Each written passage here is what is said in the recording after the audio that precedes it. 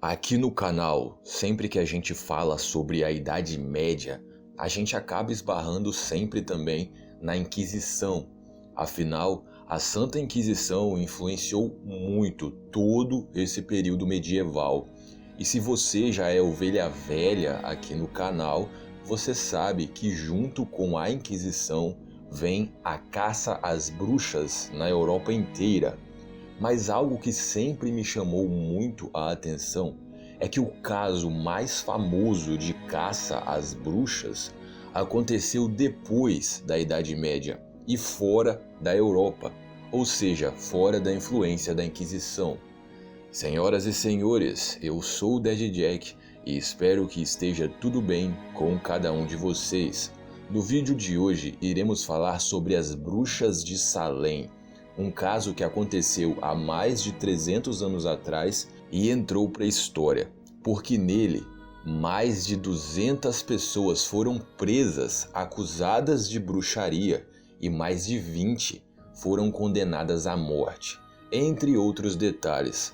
Como sempre, espero que gostem e bora começar. Vamos usar a nossa máquina do tempo e voltar para 1689. Século 17, é onde toda essa história começa, lá nos Estados Unidos, no estado de Massachusetts, numa cidade chamada de Salem. Nessa época, e ali naquela região costeira, os Estados Unidos estavam travando a Guerra dos 9 Anos contra a França. Essa guerra acabava dizimando alguns vilarejos e povoados menores, e os refugiados, os sobreviventes, acabavam todos indo para a cidade de Salem, porque meio que era a única opção. E então, várias pessoas desconhecidas de vários lugares diferentes chegavam na cidade. E isso acabou engatilhando o começo de alguns problemas e conflitos. Algumas pessoas chegaram lá sem nada e acabaram se tornando mendigas. Outras começaram a roubar. Agora era necessário mais comida e as plantações da cidade não davam conta de alimentar todo mundo. Então os preços foram lá em cima e quem já morava na cidade não gostou nada disso. Por causa disso, as famílias ricas também começaram a competir entre si de uma forma mais agressiva, sem falar de toda a desconfiança e do clima desconfortável que se instaurou na pequena cidade com aquele monte de estranhos. E a cereja do bolo foi quando um homem chamado Samuel Parris, ainda em 1689, foi nomeado como ministro puritano de Salem, um líder religioso. Muitas pessoas da cidade odiavam esse cara. Diziam que ele era muito mesquinho, não era nada humilde, era ignorante, orgulhoso, etc. Bom, 3 anos se passaram.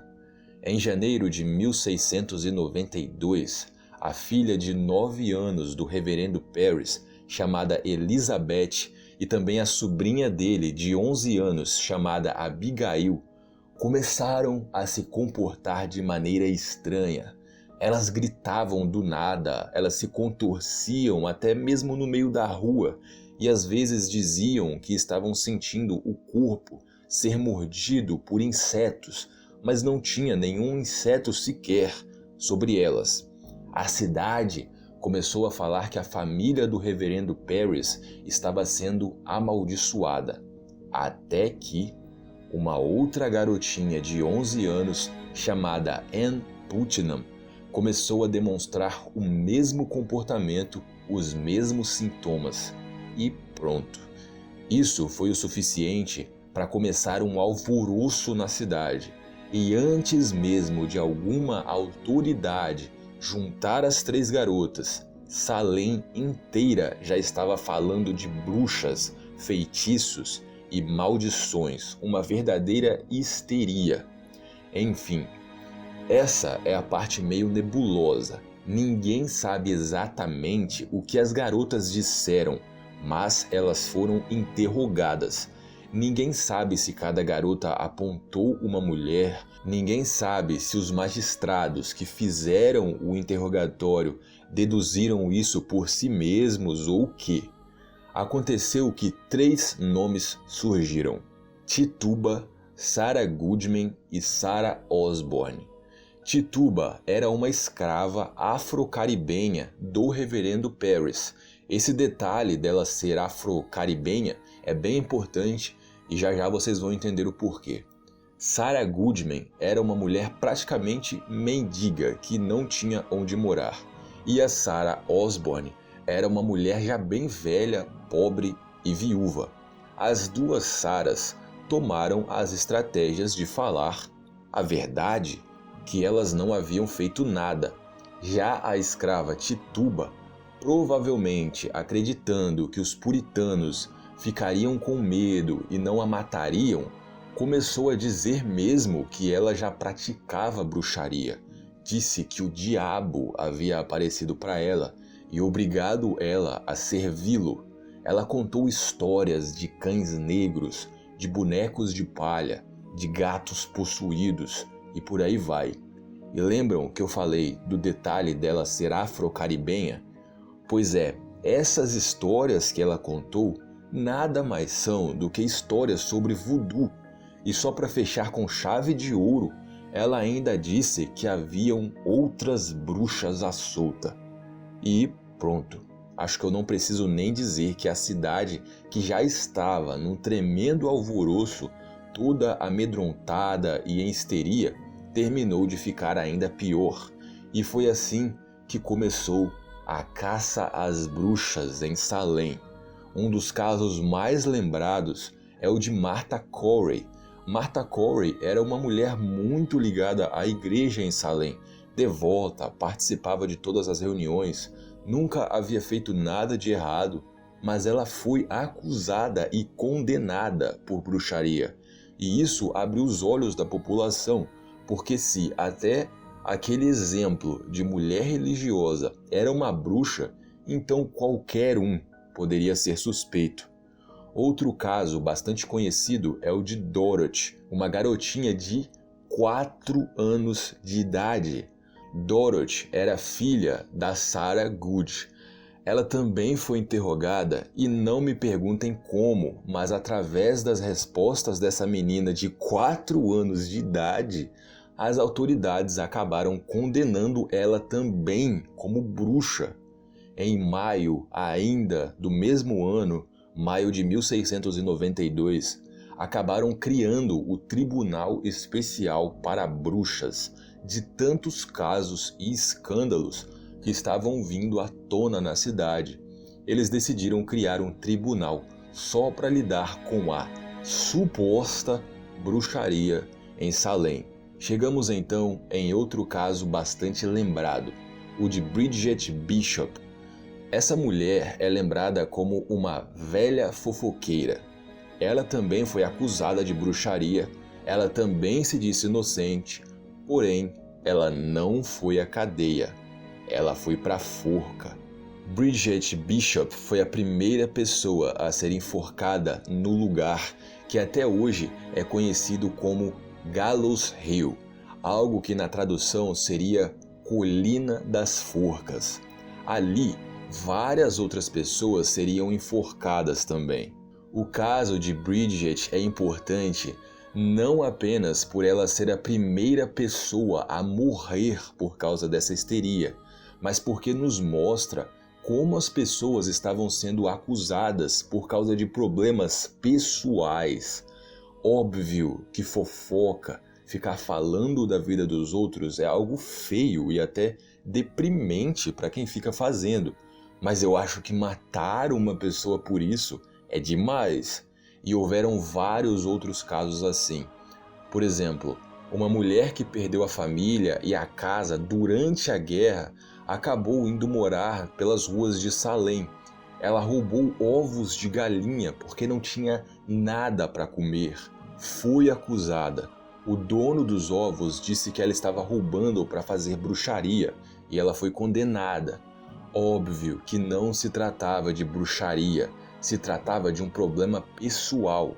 Um outro absurdo é que se você dissesse que tivesse tido um sonho ou uma visão, um pesadelo com alguém, isso era tomado como verdade e servia de prova para condenar uma pessoa. E foi assim que em menos de um ano, mais de 200 pessoas acabaram na cadeia e 20 foram mesmo executadas. Desde pessoas sem família e pobres, até mesmo pessoas mais importantes na cidade, como por exemplo, George Burroughs, um ministro da igreja que foi considerado o líder das bruxas. E por que mataram ele? Os soldados de Salem, há alguns anos atrás, haviam travado uma pequena guerra contra os índios dali de perto e perderam, muitos morreram. Jogaram a culpa dessa derrota no homem, dizendo que ele havia enfeitiçado e enfraquecido os soldados. E só para finalizar, até mesmo cachorros e gatos estavam sendo mortos pela cidade. Os cães e gatos das pessoas condenadas eram mortos também, porque segundo a população, poderiam estar enfeitiçados. No meio de toda essa bagunça, então, surge um homem chamado Cotton Mather, um ministro puritano das redondezas. Ele pediu para que ao menos sonhos e visões não fossem tidos como provas, mas ele foi ignorado e o Tribunal Especial para Bruxas continuou trabalhando da mesma maneira. Cotton contatou então seu filho, Incres Mather. Esse cara sim tinha voz. Ele era nada menos do que o presidente de Harvard, a atual universidade mais importante dos Estados Unidos.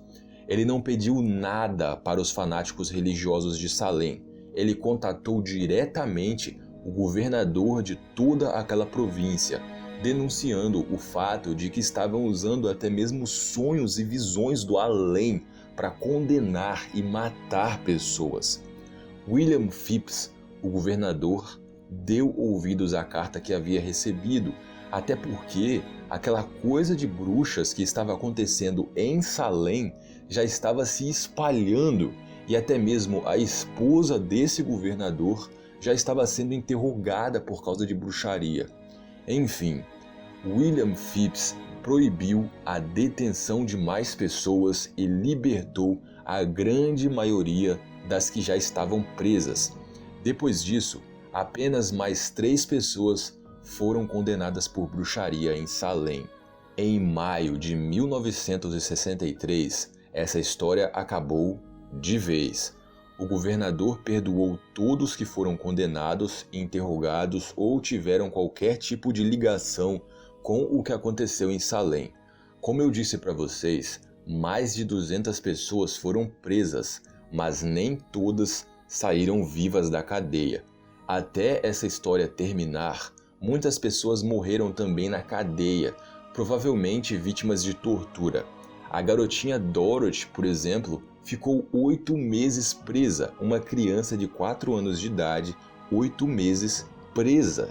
Isso fora as 20 mortes por enforcamento, uma por esmagamento e o que fizeram com os animais dessas pessoas. O que é mais revoltante é que quando a poeira baixou, várias pessoas envolvidas nos julgamentos, sejam pessoas que fizeram acusações ou até mesmo magistrados e os juízes dos tribunais, pediram desculpas publicamente, confessaram o exagero e admitiram o erro.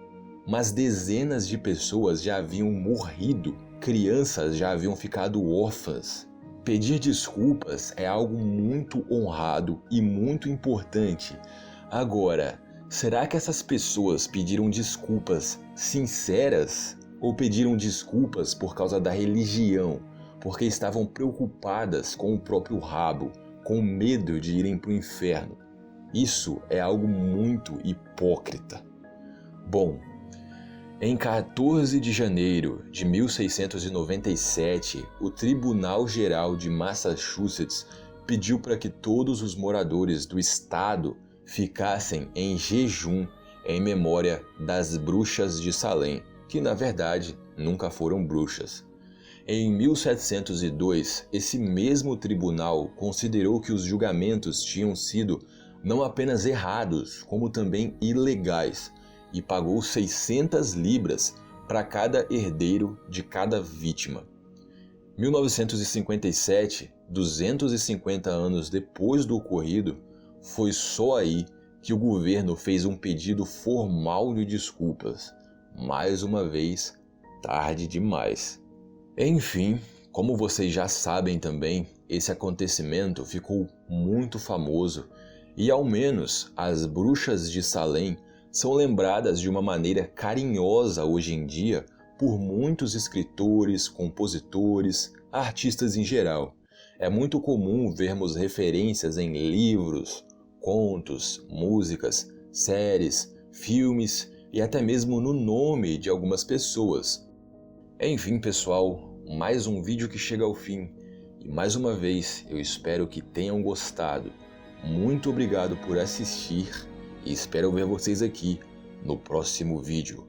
Valeu, fui!